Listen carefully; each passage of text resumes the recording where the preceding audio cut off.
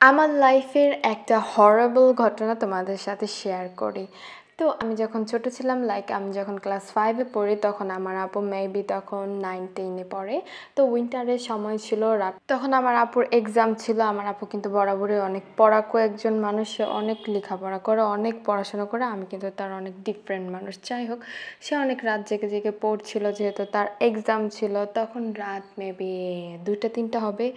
তো একদিন রাতে আমি আর আমার আপু অলওয়েজ ছোট থেকে বড় পর্যন্ত একসাথেই থেকেছি। তো হঠাৎ করে একদিন রাতে আমরা নূপুরের শব্দ পাই। তো এই শব্দটা সবার আগে আমার আপু শুনতে পারে। তারপরে আপু আমাকে ডেকে বলে যে, তুমি কি কিছু শুনতে পারছো? তখন এক্স্যাক্টলি আমিও শব্দটা শুনতে পারি। আর তখন কিন্তু আমরা ভাড়া বাসায় ছিলাম, যেহেতু আমাদের এই গ্রামের বাসাটা তখন করা হচ্ছিল। দ্যাটস ওয়াই সেই ভাড়া বাসায় যেখানে আমরা ছিলাম ওটার পাশে কিন্তু একটা খাল ছিল। লোকমুখে অনেক শুনেছি ওই জায়গাটা ভালো ছিল না। তো ওইখানে যখন আমরা রাতেবেলা এই শব্দটা শুনি, তখন আমি যেহেতু অনেক পিছিয়ে ছিলাম, বাট আমার এখনও স্পষ্ট মনে আছে যে আমি নপুরের শব্দ শুনতে পারি। তখন আপু আর আমি অনেক বেশি ভয় পেয়ে যাই।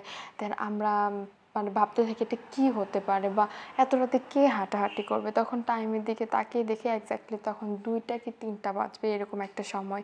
তো আস্তে আস্তে না ওই জিনিসটা এরকম ছিল যে একবার পশ্চিম থেকে পূর্ব দিকে হাঁটাহাঁটি করতেছে, আসতেছে, যাচ্ছে, এরকম টাইপের একটা শব্দ। সবথেকে যেটা অস্বাভাবিক মনে হয়েছে সেটা হচ্ছে যখন ফজরের আজান হয়, ঠিক তখন যখন আল্লাহু আকবার বলা হয়, তখন তার সাথে সাথে মনে হলো যেন পশ্চিম দিক থেকে কেউ এমন জোরে দৌড়ে পালাচ্ছে, যেন ভেঙে চড়ে ওই খালের দিকে সে যাচ্ছে। এখন আমি বলতেছি আমার এখনও আমার গা শিউরে উঠেছে। আই ডোন্ট নো এটা স্বাভাবিকও হতে পারে, অস্বাভাবিকও হতে পারে, বাট আমার লাইফের একটা অস্বাভাবিক এক্সপিরিয়েন্স ছিল।